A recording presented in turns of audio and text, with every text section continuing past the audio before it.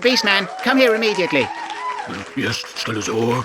Right, have you got anything to tell me this week? No, Skeletor. Are you sure? Yes, Skeletor. Right, have you done a number 2 and put it somewhere inappropriate? No, Skeletor. Right, Beastman. Yes, Skeletor. Right, don't ask me how I know this, but you've done a wee in a bottle and put it in the fridge, haven't you? Yes, Skeletor, I have. Right, well, why have you done that, you idiot? To keep it cold, Skeletor. Yeah, but why would you want a cold wee? I don't understand the question, Skeletor. You're useless. Get out of my sight before I beat you. Yes, Skeletor. Who puts a bottle of wee in a fridge? Right, let's just get on with the episode. Greetings! I am Skeletor, and welcome back to SkeleTalk, the series where I answer your questions. It's the internet's best-kept secret. Right, Andrew gets the ball rolling this week with a couple of questions. Number 1, who is the toughest of your minions? Well, generally speaking, Beastman is the most robust of my minions. He can take a proper pasting, long and hard. Whiplash is also a tough customer, particularly because his skin is like thick leather. And question 2. Last week you said you like animals, but then said you were off to spank your monkey. Which is it? Well, I shall whisper my answer so that Whiplash doesn't hear. When I said spank, I meant fondle. And when I said monkey, I actually meant penis. I disguised my plans with a clever euphemism. Thanks for the questions, Andrew. Right. Cat has 3 questions for me. Skeletor. Yes, Whiplash? Skeletor, you're still whispering. Am I? Yes, Skeletor. Why are you whispering? It's the rules, Skeletor. If someone whispers, you have to whisper back. Oh, I see. Whiplash? Yes, Skeletor. Get out of my sight before I beat you. Yes, Skeletor. Right. Question 1! Skeletor! What? You've overcorrected, Skeletor. No, thank you, Captain Obvious. Get out of my sight before I beat you. Skeletor. Right. Question 1. Horse or squirrel? Well, I don't know what you're asking. A horse is much easier to ride, and a squirrel fits more easily into an oven. If you're asking which of the two can climb a tree, then the squirrel is the clear winner. Let this be a lesson to you in the need for specificity. And question 2. Would Beastman drink a pee along with the poop he eats? Well, yes, I'm sure he would. The real question is, would I stop him? And the answer is no. Thanks for the questions, Cat. Alex James has 3 questions and says he managed to get over his fear of spiders. How did you do that, Alex? Anyway, here are your questions. Number 1. Who do you prefer as the leader of Cobra? Cobra Commander or Serpentor? I think I prefer Cobra Commander, as he is more sinister. He is also a personal acquaintance of mine. Question 2. Is it true that you once tried to secure James Bond's old foe Jaws as a minion? Yes, I did try to hire Jaws in 1987, but he wouldn't work with Trapjaw. Jaws said he wanted exclusive rights for chewing things, and Trapjaw wasn't prepared to relinquish his current responsibilities in that department. In any case, Trapjaw is cheaper because I don't pay him. Jaws wanted minimum wage, which is outrageous. And question 3. Which of the following undead individuals would you rather work with? Spawn, The Crow, or Keith Richards? Oh, Eric Draven would get my vote for sure, because I like his style. Also, Spawn doesn't work well with others, and Keith Richards looks like an old ball bag. Thanks for the questions, Alex. Gerard O'Connor has a couple of questions. Number 1. Can you tell me exactly what point in life you became aware of your love for dishing out beatings? Yes, it was on the 13th of December, 1979, at about 3:45 in the afternoon. I gave 2 local council workers a moderate hiding for putting up Christmas decorations in the town centre far too early. I enjoyed myself immensely, and my love for the pastime was born. And question 2. Have you seen the Mondo Panthor 1/6 scale? What are your thoughts? Well, here are my thoughts given voice. Oh, that looks very cool. I want that. How much is it? How much? Monkeyboy, I need $500 for a very good reason. Right.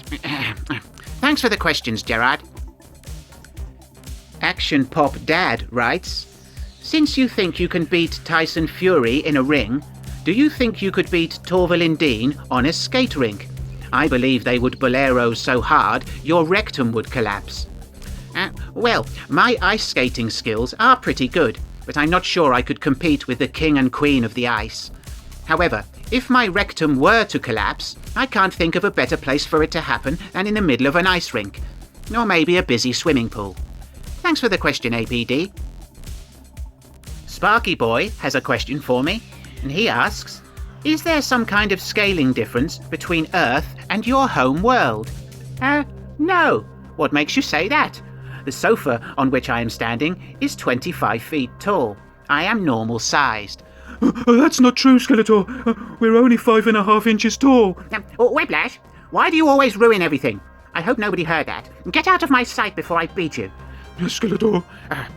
Thanks for the question, Sparky, and welcome to the channel. 01 Masters asks, Batman versus Iron Man, DC or Marvel? Well, unfortunately, Iron Man would defeat Batman with little effort, and I prefer DC over Marvel.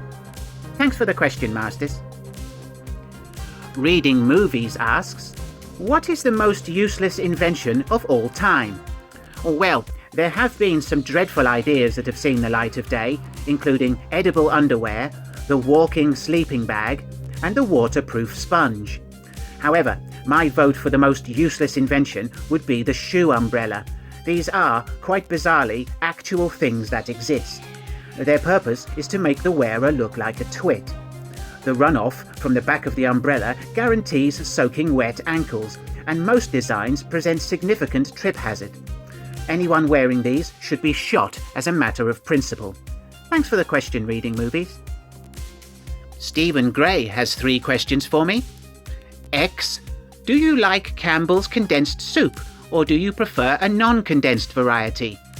No, I don't like the condensed stuff, mainly because of the horrible schlupping noise it makes when it comes out of the can. Question Y, in your opinion, what would the inhabitants of the planet Mentodent P look like? Well, it is not a matter of opinion. I've been there, and the folk all look like this. And question Z. In your younger days, did you ever find yourself doing some quick shuffling in order to avoid the prying eyes of the TV license inspector and his van? No.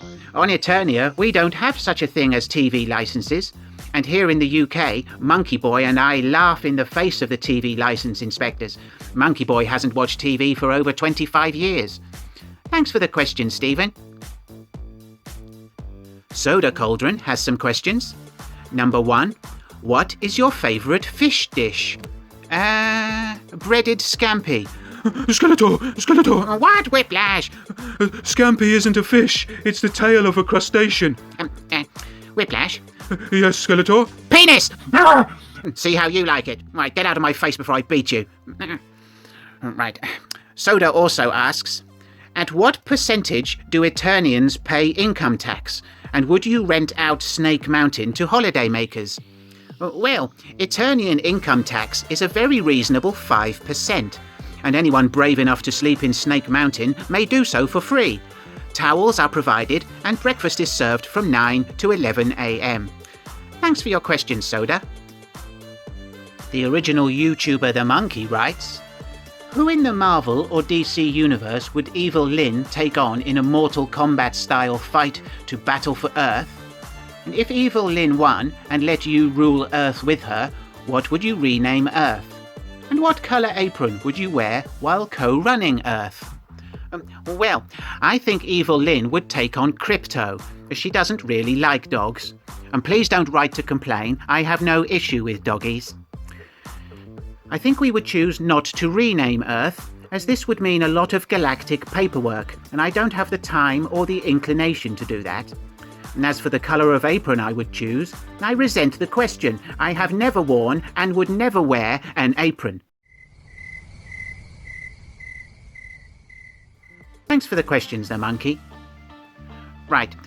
Lord Malvada is taking liberties this week with 3 questions and a riddle, and I shall have to enforce a 2-question limit if this continues, as I am being too lenient in my approach. However, here are the questions. Number 1. Would you rather be silenced with a ball gag or spanked with a paddle? Spanked with a paddle. What time should I expect you? And question 2. Make whoopee in your parents' bed or at a mattress store? Well, I've done both, and the mattress store was much more exhilarating. Question 3. Get a massage with peanut butter or maple syrup? Well, both of these options sound horrific, and now you've made me feel sick. And the riddle. You play with it at night, and it vibrates. What is it? Skeletor! Skeletor! What, Whiplash? I know the answer. Oh, go on then, Whiplash. Get it over with. It's a mobile phone. Oh, well done. Why didn't you say penis? Well, I don't play with it at night, Skeletor. Oh. It does vibrate, though. Okay. It's like a rattlesnake's tail. Thank you, Whiplash. That'll be all. Right. Well, that's the end of the episode, everybody. If you did like the video, please do give it a thumbs up and share it with your minions.